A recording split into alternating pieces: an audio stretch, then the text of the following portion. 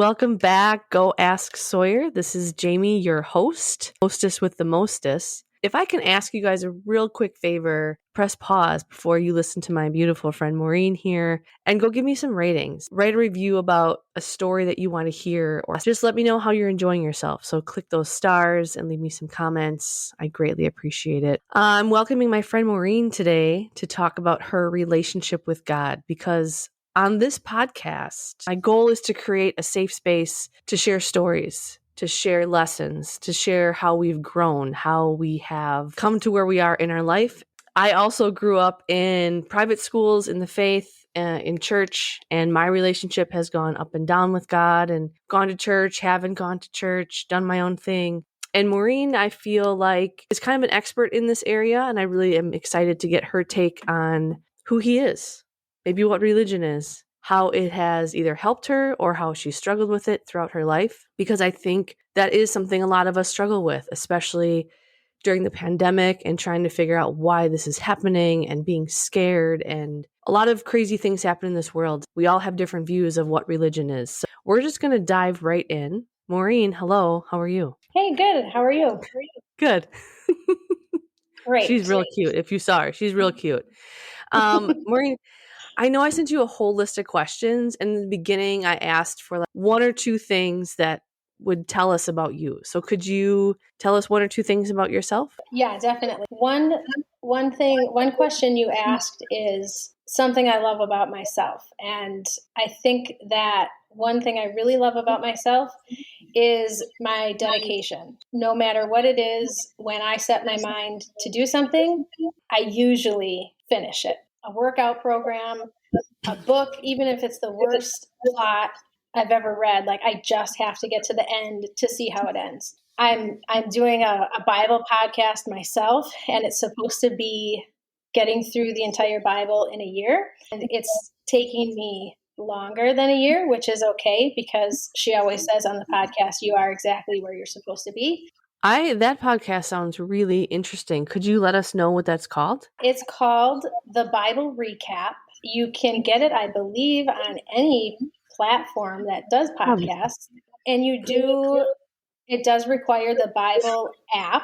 It goes hand in hand. So you get the YouVersion makes the Bible app. So you download that, and then the podcast. Anybody who's familiar with how to set that sort of thing up can probably explain that better than me.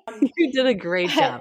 You did a great job. I'm not super tech savvy and that sort of thing. But yeah, so those two things go hand in hand, and I'm finding that it's an excellent tool to help me along my way.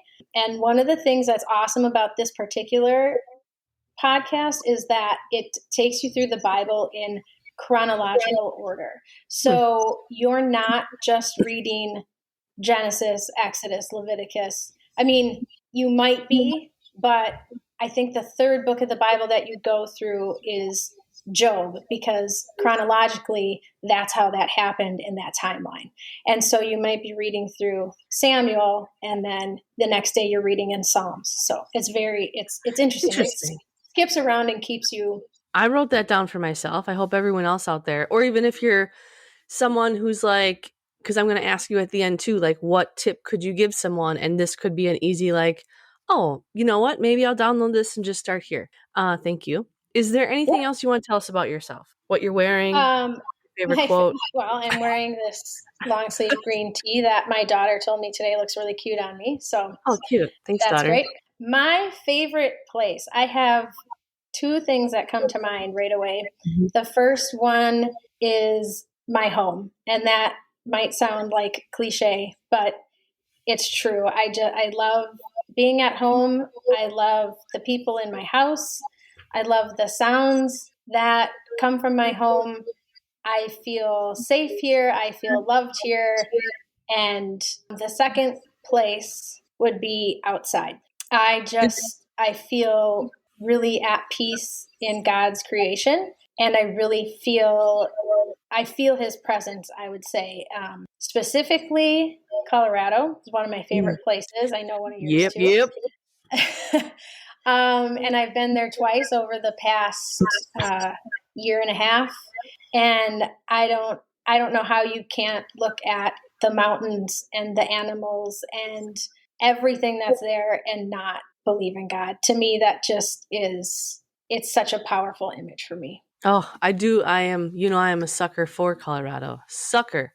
Colorado and up Mm-hmm. north are just like my Mm-hmm. places. So, well, thank you for letting us know a little bit about who you are, and let's just dive in head first, going off the deep end. Sure. Maureen, who is God to you? So, first, I want to say you use the word expert for me, and I don't really feel like an expert. I feel like I'm an expert for my own self, And but maybe I that's don't what I think meant I'm, for you. yeah, I don't feel like I'm qualified to, be telling people what's right and what's wrong and all of the things that are in the Bible. So I just want to say that to me, God is my father. He's my provider, my protector, and he's love. I mean, I think that really sums up who I think he is as well. The next question I have is like telling me about your relationship with him. Have you always had a strong relationship with God? You don't have to go back to birth per se, but you and I both went to private grade schools and high schools. Has it always been strong, or has it maybe give us a short snippet of your journey with him? So it hasn't always been strong. And I actually didn't go to a private grade school. I went to a public grade school, but Well, it I was know nothing during about you. Crap. shocking you every day. Um, it was during grade school that we had another family invite us to go to church, or more specifically, I think it was called Awanas, which I don't know if you're familiar with, but it's like a youth group for kids, and you play games and you learn about God, and a fun way for kids to experience that sort of thing. So over time, during my probably pre-teen years, I would say, after going to church for a while and spending time with these people, accepted Jesus into my heart and started my journey as being a Christian. Not always easy, especially when you're young and you maybe don't understand everything that comes along with that. But yes, so we did go to our Christian Lutheran high school together. And I thought that would bring me closer to God. And in some ways it did. And in some ways I feel like it didn't, just because I think of all the things that you come across when you're a high schooler. I can definitely say, like, I didn't always behave like a good Christian should behave. Yes. Well, Um, high school. yes, but I do think that my life would be drastically different if I didn't go to that high school. And I never would have met. Uh-huh. Maybe me and Aaron, my husband, never would have met. Like, who knows? Mhm. But Yeah. I do think that going to that high school did solidify, Christian beliefs in me, and definitely helped me to, form me into the woman that I am today. After Aaron and I got married, we had a baby unexpectedly shortly after. We knew we wanted to have more, so we thought, well, now's as good a time as any, I guess. The problem is during that time, I developed an injury, Oh yeah, that a was running injury. There was about 3 years. It was about a 3-year time period where I was in pain constantly, going to doctors, having tests, painful procedures, and never really figuring out what the problem was. And all this time, we're still trying to have more kids. A lot of the stress and everything that I was going through, it wasn't happening. I was in pain all the time, except when I took pain meds. I was depressed because nothing in my life was going the way I wanted it to. I do remember that So I time was period. depressed, yep, except when I took pain meds. So I started recognizing that, and I started getting concerned about being addicted because of how awesome it made me feel. It does make you feel pretty awesome. So then I wouldn't take them. I'd be in pain. I'd be a mess. And it just really forced me to come to terms with my life. Where am I going? What's my purpose? What is happening here? I started going down a pretty dark hole, I would say. And what year or how old was your youngest then at that time? I'm going to say he was around 2. 2 to Okay. 3. So you're a new mom. No one ever knows what they're doing when they're a brand new mom. Your little boy is 2 years old. You're trying to have another baby. It's just not happening. Injury after injury after injury. No one can tell you. And for anyone listening, Maureen and I have been friends very, very long time. And the doctors literally didn't know what was wrong with her legs, her shins. And it was the craziest time because of the amount of tests you had to go into. And like, I remember one point, your shins were so sensitive, like you could barely touch them. It was just such a bizarre time in your life. And I do feel like it was like one thing after the next, after the next. And that's got to be so hard. Again, I'm a new mom. I have a 2-year-old. I have all these injuries. Now I'm taking pain meds. That's the only way I feel like I am me or I can be me. So then, I mean, you're clearly at your darkest moment. So the kind of what happens around then? I still prayed. I prayed God would take away my pain. I prayed God would find an answer for my pain. I prayed that God would give me another baby. And God's answer was, not right now. And how does that feel? Because I think a lot of us, whatever, we pray, people all over pray, and they're like, I'm praying and I'm asking and I'm praying and I'm asking. And clearly the answer is not right now. Either not right now or it's coming, but you just got to wait. How frustrating is that? I think sometimes for people of faith or maybe of like weaker faith, when you're not all the way in it, I say a lot of things in faith, like nothing that is meant for me will miss me. Yet I'm like, why isn't this happening? So when you do have a faith or maybe not very strong, how hard is that to be like, look, I'm doing the work, I'm asking for things, and you're still not showing up? It's very frustrating. And strong faith or not, it's hard to deal with. It's hard to know what to do. I mean, I was at the point where, like, do I start fasting? Like, do I give myself over to God completely? Like, what is my next move here? I don't know what to do. And in my case, somehow we found a doctor. Eventually, it was 3 years, a doctor who thought he knew what the problem was. And he thought it was tendonitis. That's not very common. But unfortunately for me, the cure was to put a cast on. After all this time of being in pain and not functioning like myself, and oh my gosh, I have an answer. I'm so happy. Okay, well, now we have to put you in a cast. And of course, it's in my right leg or on my right leg. I can't walk. I can't drive myself. I couldn't grocery shop alone. I couldn't go up and down the stairs to do my laundry. It seemed like, are you kidding me? I finally find an answer. And now here I am stuck again. Yeah. And that was almost even more frustrating. And you still have the baby. He's still there. Yes. And now he's probably, at this point, 3, maybe 4, and he's huge. Like he's a big kid, and he's at least half my size. And I can't carry him around. And now I'm in a cast. And oh my gosh, Aaron worked with a woman who had some experience with. Well, actually, I should backtrack and say, because I didn't say this part, that during that time when I was in the pain and we were trying to have a baby, I had 3 miscarriages during that time. So that on top of all that. And looking back, I can see now that was God's way of saying, this is not the right time for you. Yeah. But in it, pregnancy loss, farther and farther down that hole, and trying to still deal with all this other stuff, and just knowing maybe it's not ever the right time, but let's just get one thing figured out before the rest. Yeah. No more babies, baby talk off the table. Here I go in this cast. And Aaron had a coworker who also dealt with pregnancy loss, and she gave him a book and said, I think this might help your wife. He brought it home to me, and I remember sitting in my recliner with my leg up in the air because I can't do anything else, and I'm reading this book, and I was bawling, just sobbing. It was a spiritual book, but it wasn't like a Bible-based book. I don't know. Do you remember what it was? Do you remember what it was? Remember. Mm-mm. Maureen, come on. I know. I need to know. Sorry. I don't. And I don't even know if I have it anymore. I'll look for it.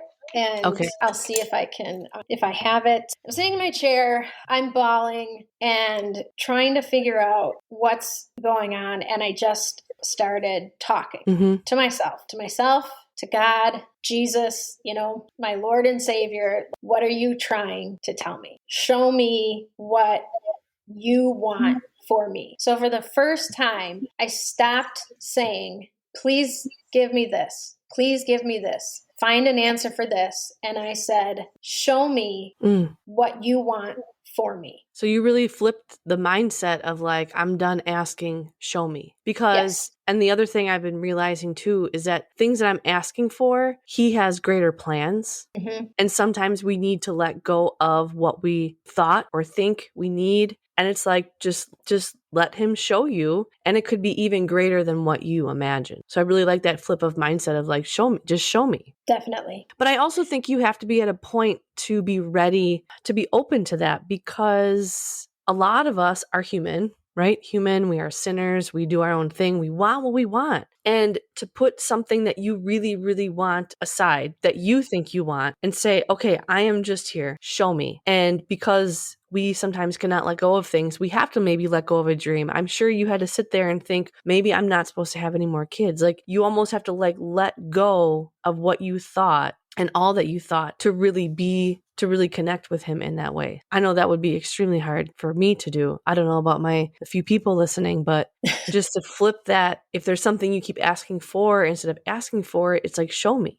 So what did he show you? It's hard to say. I mean, I didn't instantly get an answer. You know, we talked about this the other day. We don't see burning bushes anymore that much. Or like, I read a devotion this morning about a donkey talking to his master. These are the things back in the Bible that used to happen. And I don't see those things happening to me or pretty much anyone I know.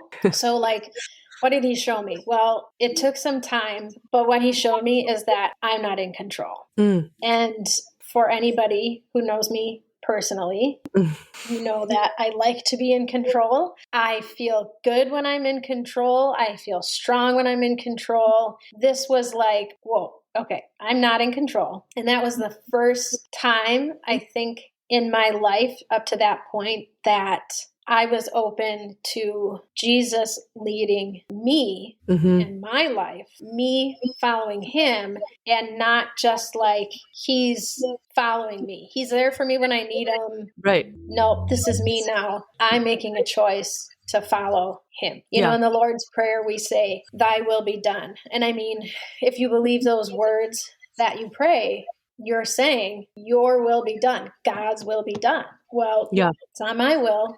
It helped me, like he showed me that whatever he had in store for my life, he was going to be enough. And I think he sort of helped use my brother to get me to that point. Because he was going through some struggles and trials, and he used those words that Jesus has to be enough. And it hit me that's what your brother said to you? Yeah. I do think it's very interesting how sometimes he speaks through people. Yes. Maybe we can't hear the message, so he sends someone else and they say something and you're like, oh, okay, yep, that was meant for me. Okay, yeah.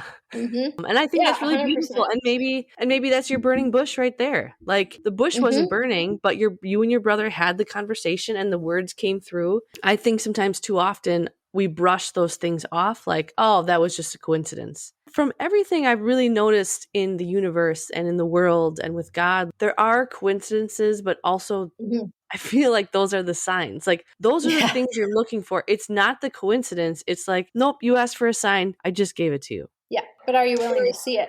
Yeah, and exactly. are you willing to recognize that that's the sign and that it's for you, and what are you going to do about it? And yeah, my brother said those words to me and I was like, oh my gosh, the way I'm acting, that's the exact opposite. I'm in this depression and no, I don't feel like Jesus is going to be enough for me. At that time, then when I prayed that prayer, I really felt it. Yeah, Jesus is going to be enough for me. And if we don't have any more kids, we're going to just do awesome with the one we have. And he's great and he's awesome and I love him. He turned out pretty good. He did. Yep. And I have a great husband and we have friends and like he will be enough. And it was after that I started praying differently. And like you said, flipping the script in your prayers and not just like, help me with this. And, allow me to hear your will. Allow me to follow your will. Help me to serve you by serving others and living my life in a way that other people would see me or hear me and know that I'm a Christian and that you're my God. I think that's really important. It's important to also ask for like our actions to speak for us, because sometimes a lot of us are all about talk, but the actions don't match. So I think that the action behind like the words are such a huge thing. And it sounds like from what you're telling me is at this moment, you kind of were really letting go, being vulnerable and being open. And I was going to ask, and maybe this is all in the same, like, do you ever get angry? Have you ever gotten angry with God? Do you think during those years you were angry? Yeah, definitely. And how do you dealt with that? Or it's like, I always feel bad. Like, I'm angry. Like, I really wanted this to work out, or I really wanted this to happen. Now I'm mad. But it always works out for the better. And I do know that. He continues to show me time and time again that if I just let go, he's got something real good. But I need to have that faith. And not that like you can only have faith for good things to happen. I'm just saying, like, so often that when you finally let go is when great is finally allowed to come in. Yeah, I mean, I would say that's huge. Letting go. And there's a saying, let go and let God. Yeah. And I think that sums it up. I still get angry. I get angry all the time. I get angry probably more than I should. I frustrate easily. I have very little patience. But am I angry with God?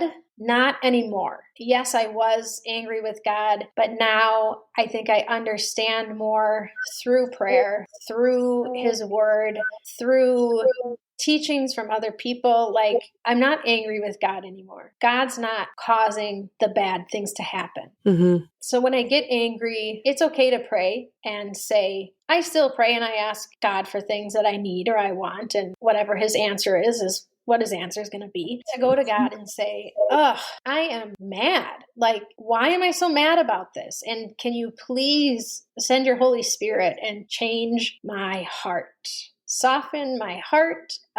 Help me to see why I am angry so I can move past this and then deal with it. And so instead of saying, God, like, why are you allowing this to happen to me? Maybe like, what are you trying to teach me? Why am I so mad about this? What can I learn from this and help me to get past this anger so I can see that? And again, you flip that script again. And I think that's so important, instead of I am so angry, to flip it to, okay, why am I? And show me. Because so often, and I've talked about this in, I think, almost every podcast, how your emotions teach you so much. And when you're angry, it's not that you're just angry. There's something deeper under that, or jealousy, or frustration. And there's definitely something under that. And I think it really helps to have him help you sit with that, because it is so hard to sit with negative feelings that way. And it's so easy just to blame, like, yeah, I'm just angry. It's not a big deal. I'll get over it. But what if he was able to comfort us and we could sit in that anger and really dig deep into, like, okay, I was angry because this person said this to me and this triggered something and I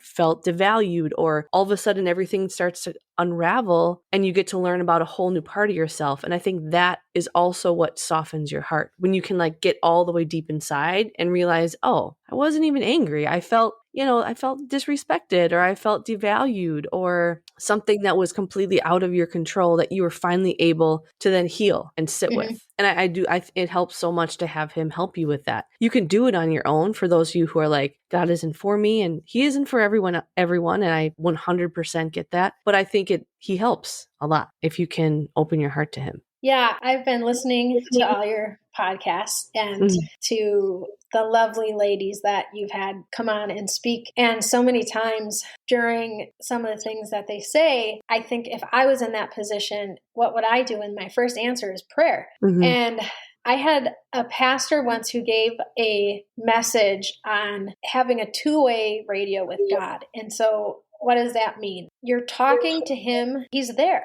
Right? And prayer doesn't always have to consist of, dear God, and then all your stuff, and then amen. Like, so often I find myself just talking out loud to God throughout the day. And if anybody was in my house and listening to me, they would think I was a crazy person, because I'm just like talking out loud all the time. But at first I didn't realize what I was doing. But then I started looking back at that, because my kids would be home from school and like, Mom, who are you talking to? I'm like, oh, I'm just saying, I guess. I don't know. I didn't even realize I was really doing it. But I don't know. I guess I don't know who I was talking to. right. So I guess, and it made me realize, like, oh, these are little prayers that I'm just saying all day. And I think that's, having that relationship, like the one who can be there for you at all times, no matter what, good times, bad times. I do think it's especially important that we still remember him in good times, because I think that's harder than almost anything. Because, Oh, yeah. I mean, common sense, right? When you're going through something bad, you want help. But Yep. when you're going through something good, let's not forget about who provided those good things. Yeah. Let me ask you then, off that same kind of topic of good times and bad times, when you have felt far away from him, because I think we've all gone through that. I mean, you went through a few years. Oh, we didn't even fill our listeners in. So after your after your cast, before I ask you this question, Right. What happened? The cast came off. Are you a runner? Did you ever have kids again? Like, what happened after that? When I let go and let God, and my cast came off, and after PT and rehab, I was pain-free, and within the next year, I was pregnant and had a wonderful baby girl. Never have gone through anything like that. And I mean, looking back, you can look at all the lessons, but that was just such like a 5-year chunk of just such hard one thing after the next. It was like, well, now what? Well, now what? Well, now what? Well, now what? Well, now what? Mm-hmm. And I was with you through those years, and now you have 2 kids, you're running, working out, you got really into yoga. So clearly you have lived a healthy fitness life and healthy life up until now. When you do feel far away from him for any reason, something going on in life, another issue happens, or have you ever felt far away from him? So for me, I guess I wouldn't say that I felt far away from him, because I did develop such a strong relationship that I know he's there. Yeah. But there have been times where I haven't felt as connected, like you said, due to really good times in your life. That's probably when I feel the least connected, even though I just said it's super important to continue to be. But we're not perfect, obviously, and things happen. And when my life gets busy, when, it's the busyness and it's the good times that I feel probably the least connected. And so what do? Something will always remind me, you need to do a devotion, or you need to sit down and pray. Yeah. It's been a few days, maybe it's been a week. There's always that little thing like in the back of my mind that's like, you're neglecting this, and this needs to be number one. And so it happens, and it happens probably more often than I'd like to admit. That's what I do, is I will sit down and read a devotion. I get a devotion sent to my email every day. Tell me about that. I downloaded that after one of my breakups. I like to talk about those on here too, only because I always feel like they launch me into some sort of healing or spiritual awakening. What, Daily Ministries, I think it's called? I believe it's called Our Daily Bread. Oh, that's it. Okay, not at all what I just said. It's Our Daily Bread. And it's free. It's for free. So if anyone listening. It is free. It's usually a Bible verse or 2 or 3, and then you read a passage to go along with that, and then it's a devotion, and then a prayer at the end, and then at the bottom there's a thing explaining more in depth about the actual Bible passage that you read. Do the devotions always pertain to me? No. But does it help me then to sit down and pray? Yes. So do I do it every day? No. Do I do it most days? Yes. But there are definitely times where I'm like, oh, I'm going to do that later. I have such a busy morning, eat a good breakfast so I can go work out and and then your whole day goes by. And you go back and check your email later and realize, okay, tomorrow. And then tomorrow comes. But it's there as a reminder for me every day. And I think that's a great way to start too, for, again, anyone listening, or someone who, even like me, who has kind of gone back and forth and is like, I don't necessarily know where to start, but I want to start somewhere. You can listen to them too. And I do appreciate that I can listen to it, because sometimes I drive to work and I listen to it in the car. And it's a simple little reminder, because sometimes I feel that religion becomes so, not that it shouldn't be so big, but people might get overwhelmed. And it really is just a simple touch base. And if you believe in God as your friend, if you believe in him as another person in your life who's supporting you, it's like sending a friend a text message. Hey, I was thinking about you today. It's a way to stay connected to your friend. Yeah, 100%. And if that same pastor was giving this same message today, he would probably say, have a Snapchat with God, right? Because that's how Look at you being tech savvy. Look at. So, prayer, I think, is highly underrated. Yeah. And it is so needed. And it is the one thing that always brings me back. Yeah, I like that. Okay, so I have 2 questions for you, 2 left, and then maybe some tips. I think I wrote this in the email to you, but I don't remember. So I hope this question doesn't completely catch you off guard. Okay. But my question, and she looks very scared. So my question for you has to do with me. And when I did come out as gay, was that a struggle for you to accept and I think people, whether you're religious or not, have their own views and opinions on the LGBTQ community and being gay, however you identify. But was it hard necessarily for you to accept me? Was it hard for you to wrap your head around it? If yes, why? If no, why? You did pose that question to me, so I'm not caught off guard. Great. So it wasn't hard for me to accept that you were gay. I think I saw it long before you even did. A lot of people did.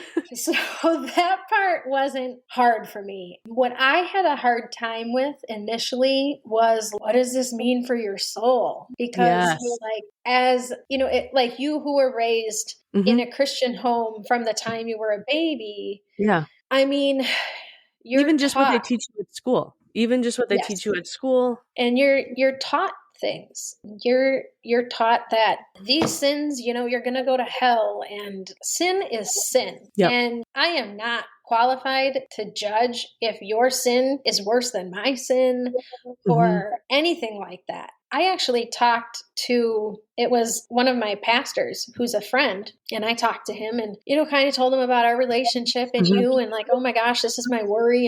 And he said, all you have to do is love her. And I was like, well, I already do. So that's not going to be hard for me. So once I got past that, oh, well, that's easy. I can love you. And just like, and just I think just like God loves me. Exactly. God is love. God loves everyone. And if I'm trying to be like God, I need to love everyone too, no matter what. And I do try. It's hard. Again, like sometimes I come off as judgmental. I think it's more your face that comes off as judgmental. That's true. But for me, it's not like judging. I think I'm better than you because you think this and I think this. Like for me, I want you to be in heaven with me. And if I'm judging that, it's because maybe I don't know if that's going to be the case. And so I'll be there. Don't worry. Good. For me, that's my own thing that I have to get past. But how do I get past that? Prayer and the Holy Spirit and God telling me, hey, just love, just show my love, and the rest is on me. That's just great. And I think anyone listening that is struggling either, because I struggled when I first came out a lot. And I think anyone listening that is brought up, because I feel like churches are so much more open and welcoming now, and people read the Bible differently than they read the older Bible. They read different versions. And I know the world is still not where it needs to be, but I think anyone listening, if they just realize wherever anyone is, the bottom line is just love them, because you don't need to worry about necessarily what they're doing unless they're harming themselves. Please help them. But at the end of the day, you really just need to love them, and God will take care of the rest. Yeah. And I know I've said this phrase to you before, and I truly believe it. God chose us, right? He chose us. Oh, I'm so happy you said that. We're his kids. That's where my identity rests. And if we're all his kids and he chose us all, who are we to say that any one thing is better than the other or not? And that's where love comes in. I really love that story. I mean, I love that because, and I'm so happy you said that because I wanted to bring that up. If anyone ever runs with me, someday I'll be not injured and I'll be able to run, but I talk a lot. I just talk and I talk and I talk and I talk. And Maureen and I were running up this hill and I was just going in about being chosen because I was, again, going through I just want to be chosen and I want someone to choose me. And I think I had asked you, like, how have you gotten through, you were going through something. And I kept asking, like, how is God helping you get through this? And at the top of the hill, after she caught her breath, she finally said, okay, I'm going to answer your question. And she said, when I realized that God chose me, I did not have to worry about anyone else choosing me. And that just hit me so like, oh, and I still struggle with that. But when I am struggling, I do have to remind myself, I've already been chosen. I've already been chosen. I don't need to worry about anyone else doing that for me because I've already been. And it does feel like a very comforting thought, statement, truth. Mm-hmm.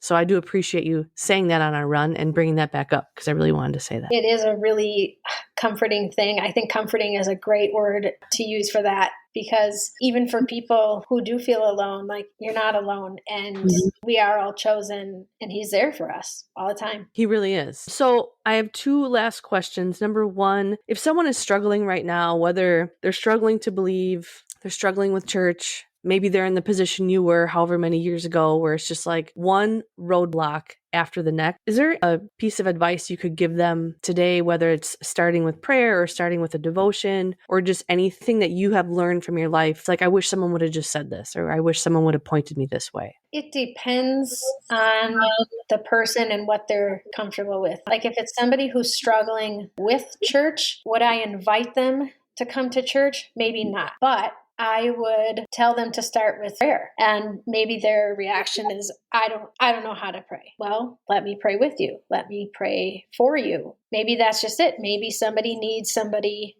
to pray with them or pray for them. Mm-hmm. If it's somebody that is open to going to church, I would say come to church. And whether you believe that church is the answer or not, I believe that it can be a really great starting point to gather information, to ask questions, because how do you know what they're teaching or what you believe if you're not going? And so by going, my daughter talks a lot and is very fidgety in the 1 hour on Sundays that we're sitting in the pew.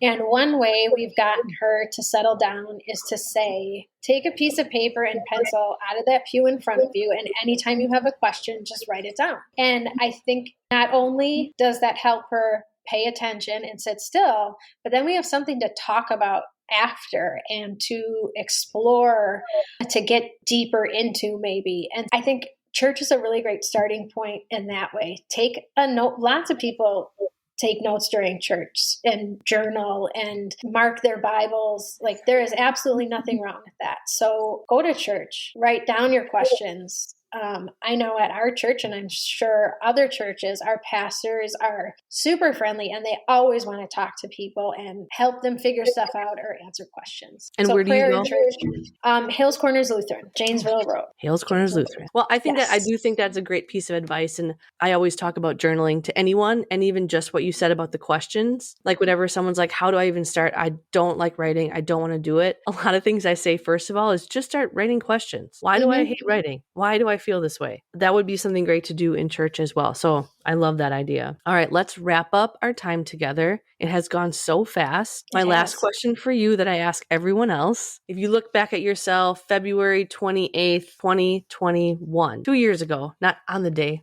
what would you have told yourself to do sooner? What would you have told yourself to stop doing? Any advice you would give your 2-year self or avoid? I would say to myself, and again, maybe this is going to sound cliche, but stay the course. Stay the course, because, like, you were talking about coincidences earlier, and I am a true believer that, good or bad, God has allowed it to happen in our lives for a reason, and it makes us into the people we are today. And how do you learn if you don't experience those things. And so would I stop doing anything? I don't think so. I would really just say, keep doing what you're doing because you're exactly where you're supposed to be. I really like that. That's a great piece of advice. Sounds like something right out of one of my millions of self-help books journals here. But it's so, it's so true. That's the thing too, right? Like you are exactly where you need to be, stay the course. And especially again, going back to bodies and emotions, like if something makes you feel good, stay that course. And not necessarily feel good in like a negative way, but like if your body is feeling calm and you're noticing your nervous system is relaxed and you're doing something that just fills you up with joy, stay that course. Maureen, I appreciate you coming on and talking about this. I know you were nervous, excited, and this is a very big topic to talk about. We've only just touched the surface, but I appreciate you sharing your story. How are you feeling with your story? Well, I'd like to say thanks for having me on. I was apprehensive to the point where I really didn't want to do it, but thanks to your support and through prayer and my family's support, I was able to come on and do it. And I'm glad I did, because this is one thing that as a Christian, God calls us to do, to go out and tell other people about him. And if I can't do this, what am I doing all the other stuff for? I don't know. Yeah, I do feel like another sign of, for you asking me to do this and then me having to take that to God and waiting for that answer. So I feel good about it. I feel like even if I can touch one person or help one person, it's totally worth it. Well, that's a great wrap up, Maureen, and I'm super proud of you. And just to wrap up the podcast, for all my 7, maybe I'll have 7 listeners by this one. Keep being kind, and if you can't be kind, ask for forgiveness and keep going. Have a great day, everyone. See you next Sunday.